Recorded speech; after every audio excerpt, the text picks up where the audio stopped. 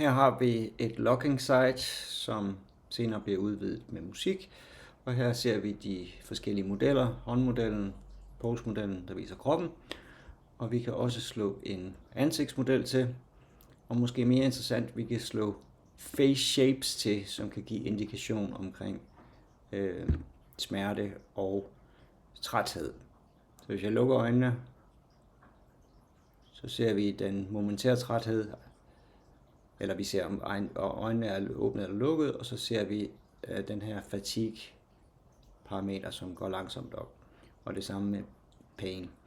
Så nu forestiller vi os en patient, som er i gang med en øvelse her, og det går måske meget godt i starten her, og så begynder det at gøre lidt ondt.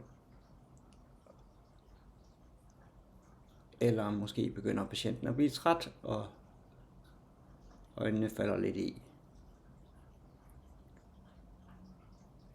Når øvelsen eller øvelsesekvensen er forbi, så saver patienten en log, som bliver sendt til jer. Og når I får den log, så kan I gå ind på det her site og åbne den log, I har modtaget, og så kan I afspille den.